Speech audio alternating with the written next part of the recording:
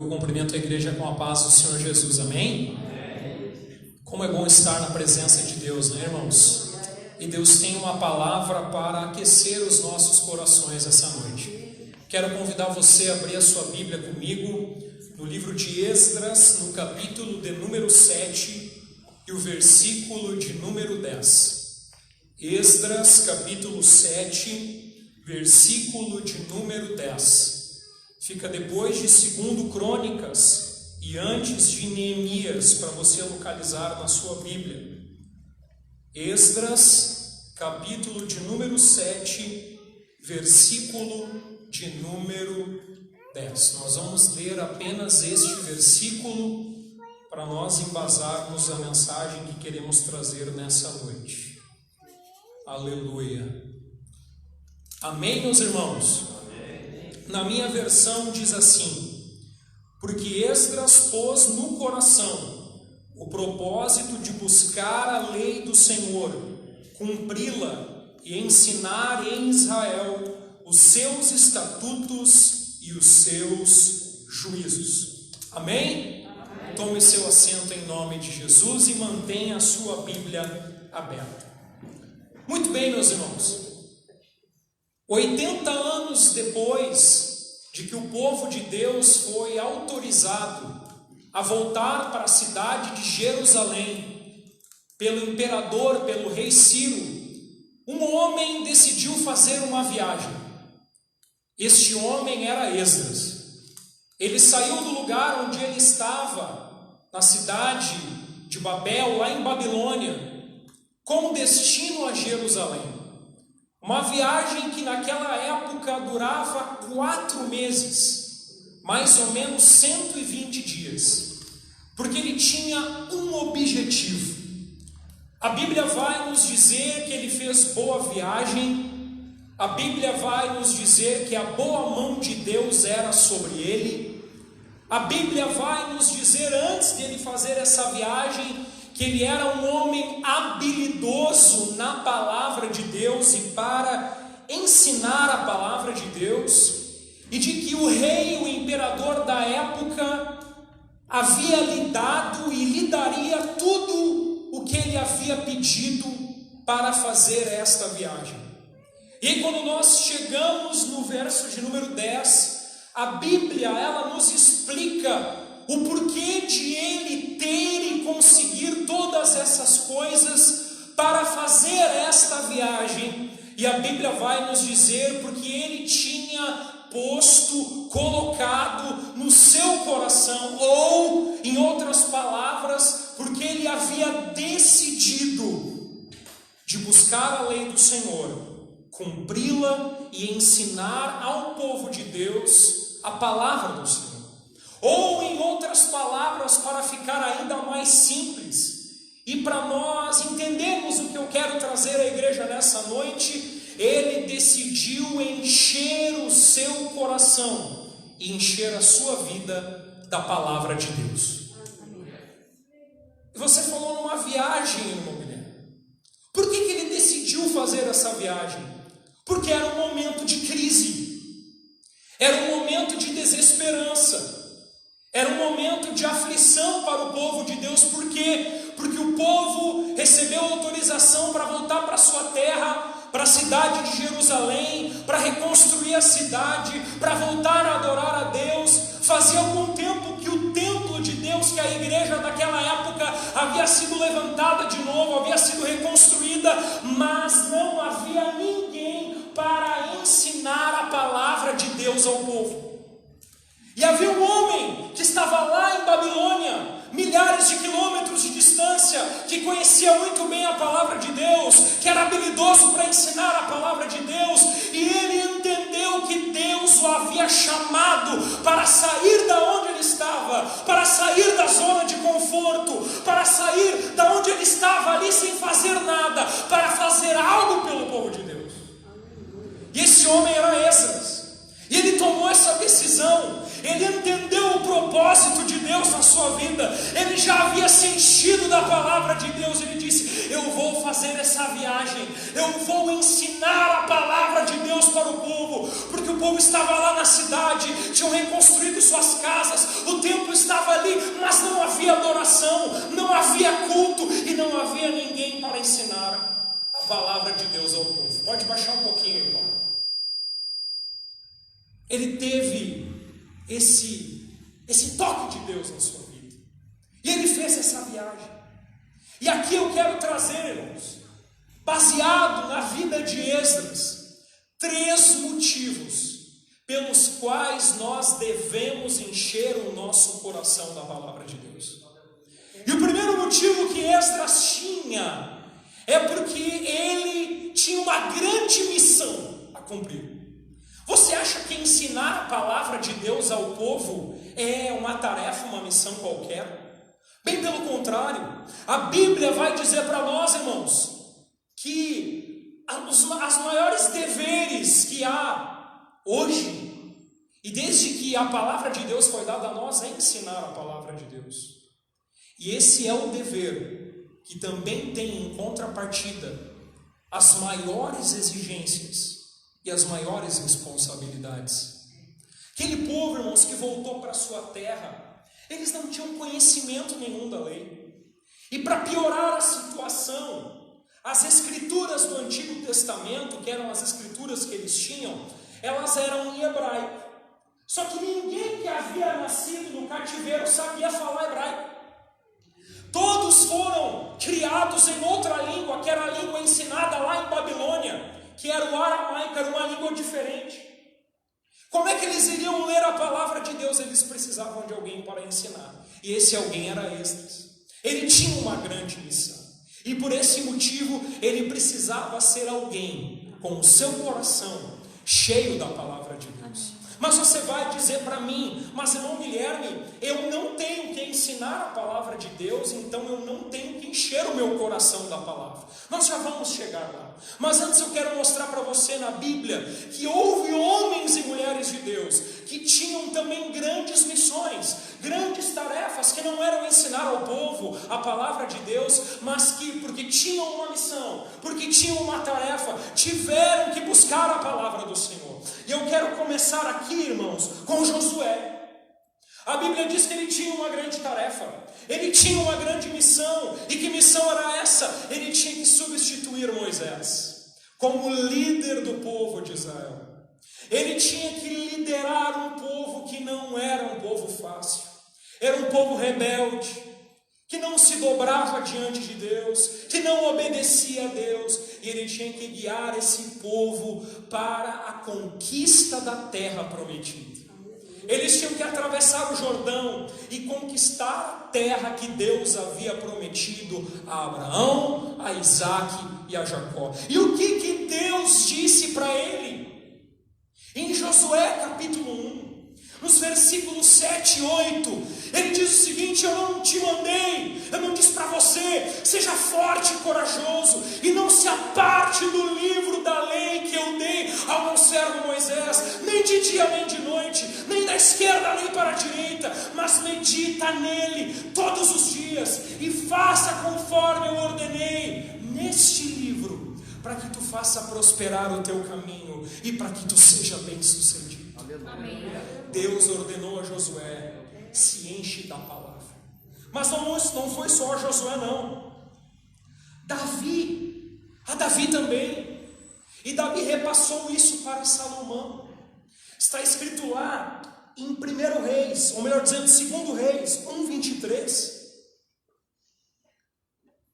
1 Reis 2:3, melhor dizendo, que Davi repassou a Salomão algumas palavras antes dele falecer, de como ele deveria governar sobre o povo. E ele também disse para Salomão: Salomão, já que você tem a tarefa de governar sobre o povo de Deus, você não deve se apartar da lei do Senhor, nem de dia, nem de noite, nem para a esquerda, nem para a direita.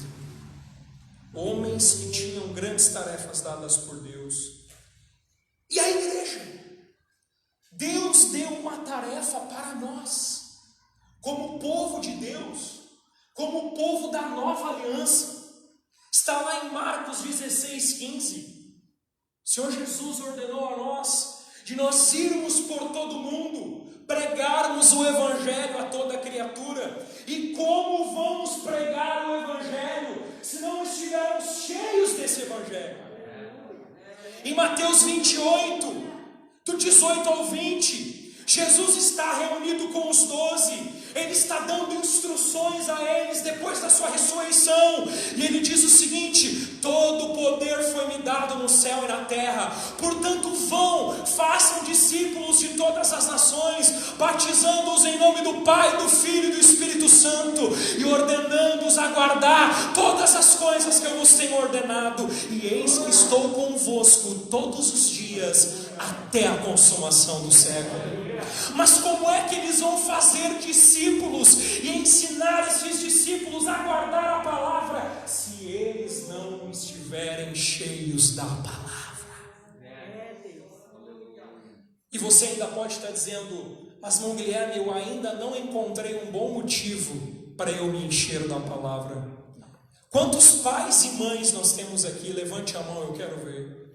Quantos pais e mães? Você que é pai e mãe é responsável por discipular os seus filhos. E como é que você vai discipular os seus filhos se você não for cheio da palavra de Deus? Então chega de desculpa, irmão, que você, quem sabe, dá para você mesmo e para Deus, que você não lê a Bíblia todo dia. Você precisa ler a Bíblia todo dia. Você precisa meditar na Bíblia todo dia. Você precisa estudar a palavra de Deus. E está aqui a igreja de portas abertas todo domingo pela manhã, às 9 horas da manhã, para a escola bíblica dominical. Ter alguém aqui, vários irmãos habilitados por Deus para ensinar a palavra do Senhor. Se você é um novo convertido, tem o discipulado. Se você quer se aprofundar, tem o curso do IBE para você aprender teologia. Mas você não tem desculpa nenhuma a partir de hoje para você não se encher da palavra de Deus.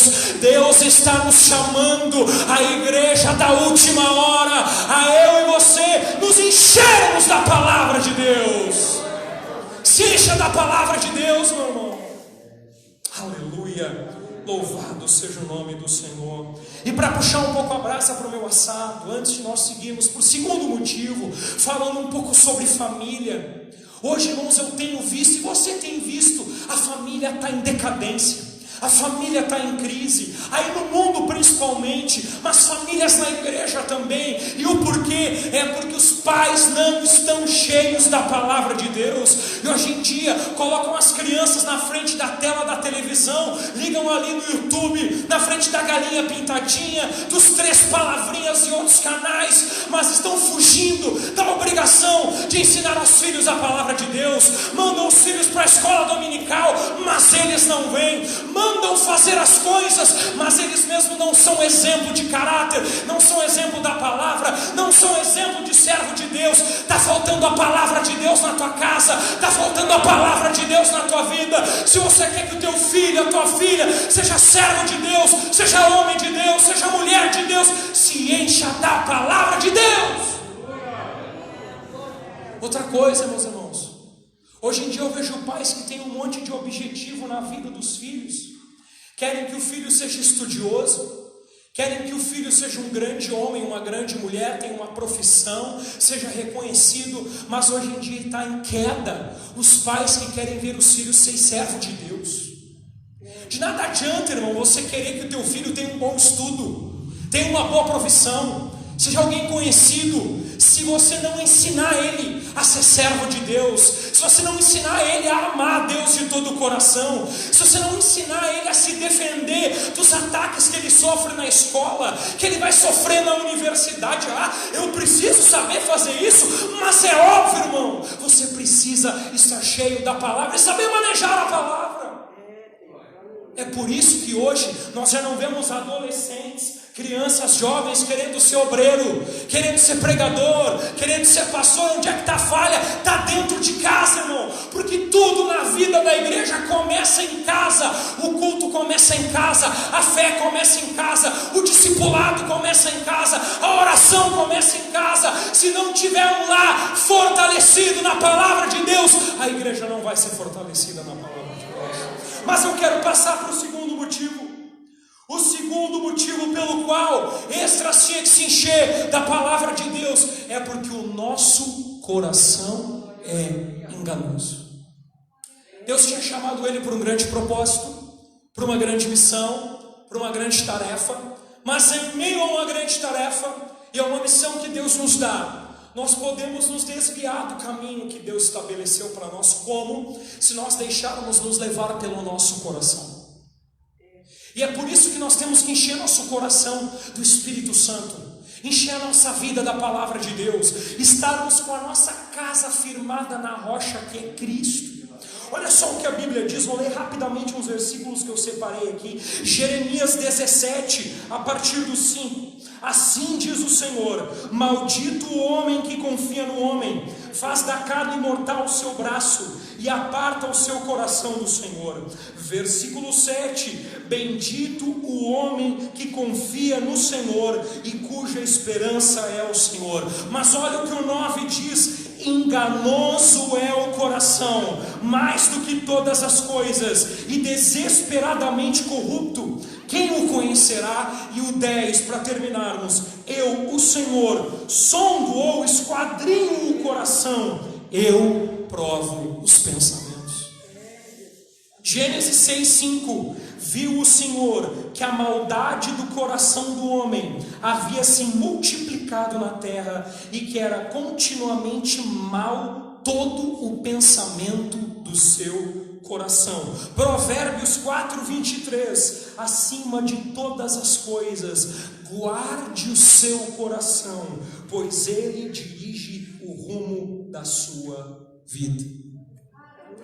Se o meu coração é enganoso e é Deus que está dizendo, o que eu preciso fazer? Eu preciso saber em todos os momentos e para toda situação da minha vida qual é a vontade de Deus. Há momentos em que a palavra de Deus não vai ser clara em relação à vontade de Deus, porque pode ser uma situação específica. Nesse momento nós vamos para a oração, nós pedimos conselho para o pastor, que é uma pessoa experimentada na palavra, experiente. Mas na maioria das situações da nossa vida, nós vamos encontrar a vontade de Deus neste livro aqui, que você tem aí na sua mão, na Bíblia Sagrada, na palavra de Deus, que é o nosso manual de sobrevivência neste mundo que parece uma selva.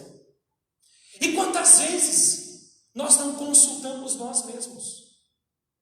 Nós não pedimos conselho para alguém para quem não devemos, e esquecemos que a vontade de Deus está revelada na sua palavra.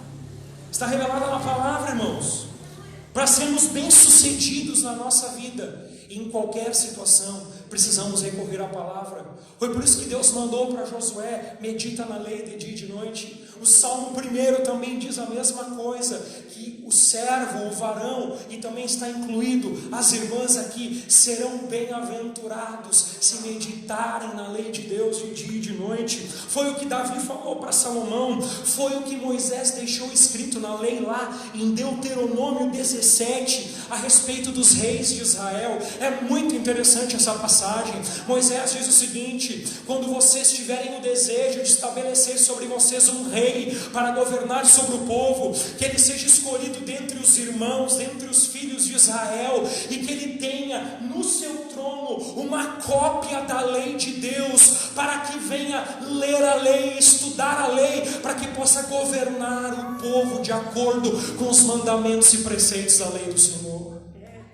é a palavra de Deus, meus irmãos, para nós tomarmos decisões na nossa vida e não deixarmos que o nosso coração nos leve a tomar uma decisão que desagrada a Deus. Nós precisamos ter o nosso coração cheio da palavra de Deus. Quanto mais eu me encho da palavra de Deus, mais eu estarei sintonizado com a vontade de Deus. E é interessante, irmãos, o apóstolo Paulo, quando estava na prisão em Roma, ele escreveu 2 cartas gêmeas, a carta de Efésios e a carta aos Colossenses. E nós conhecemos a carta aos Efésios muito bem, porque nós recitamos muito um versículo que está contido nela, 5,18, que diz: e não vos embriagueis com o vinho em que há contenda, mas enchei-vos do Espírito Santo. E em Colossenses há um versículo, no capítulo 3, versículo 16, que diz: em vós habite ricamente a palavra de Cristo. E é interessante que esses 2 versículos, após eles, nessas 2 cartas,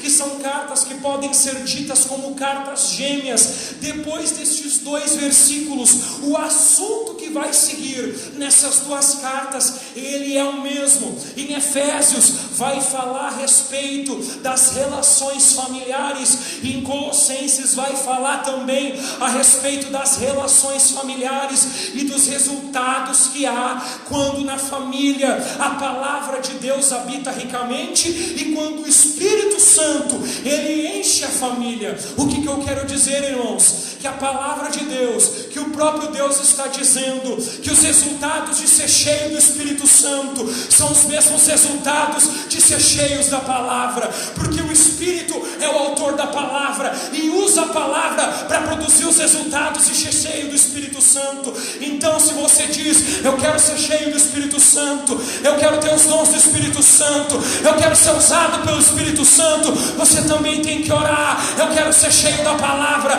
eu quero conhecer a palavra, eu quero que Deus me use na palavra, porque o cristão, ele é usado por Deus com essas 2 asas, é a asa do Espírito e a asa da palavra. Peça isso para Deus, deixa Deus te usar no Espírito, mas também deixa Deus te usar na palavra. Por isso, irmãos, o cristão equilibrado é aquele que é cheio do Espírito, mas também é aquele que é cheio da palavra. E glória a Deus por isso.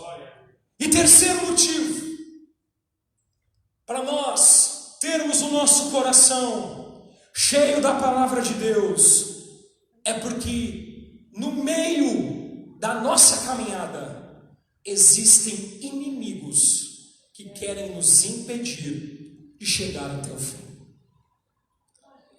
E numa batalha, numa guerra, quando há inimigos, nós precisamos usar armas. E a Bíblia diz lá em 2 Coríntios capítulo 10, que as armas da nossa milícia, as armas do nosso exército, elas não são carnais.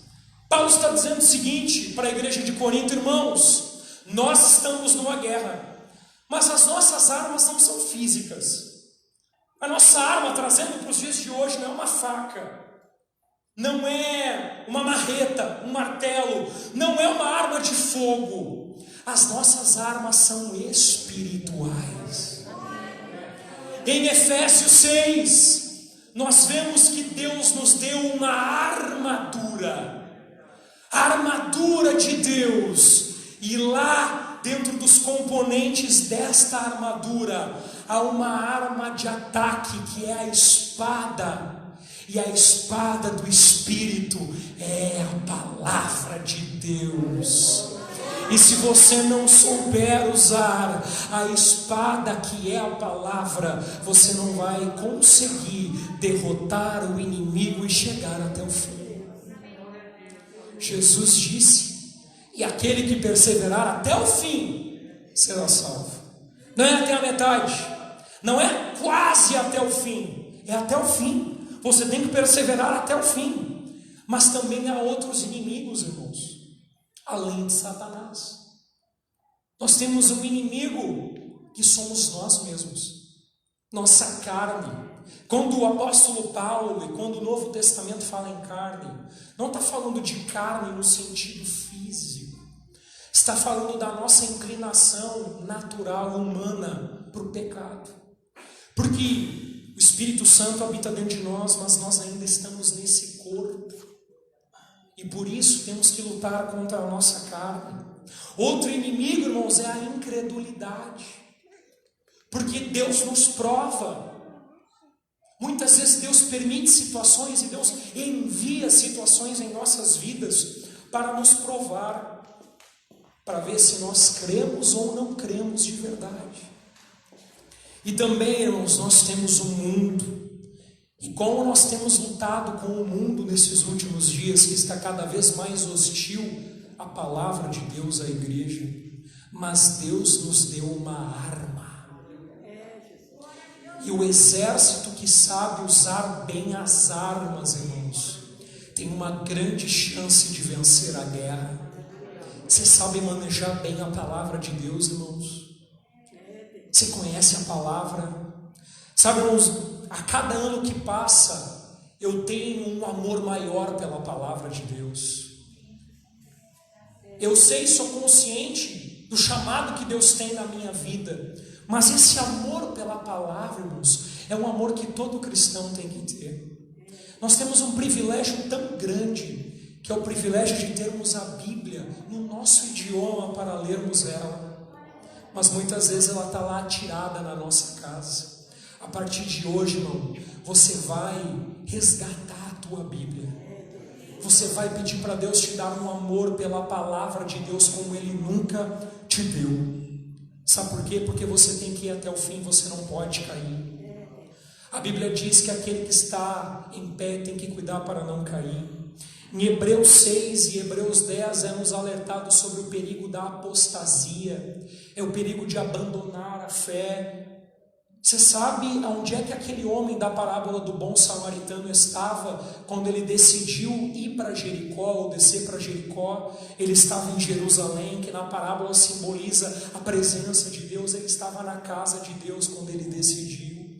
Tantos irmãos que você pode fazer menção, memória aí na tua mente que se afastaram.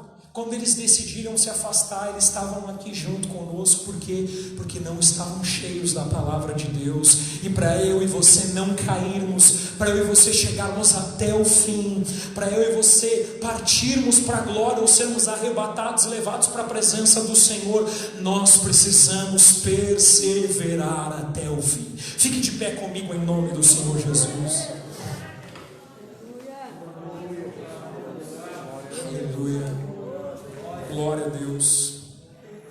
Eu quero concluir, meus irmãos, com uma palavra que está lá em Provérbios capítulo 23. Um convite de Deus para nós. Um pedido de Deus para nós. O versículo diz o seguinte: dá-me, filho meu, o teu coração, e os teus olhos se agradem dos meus caminhos. A partir de hoje, irmão, faça um propósito com Deus.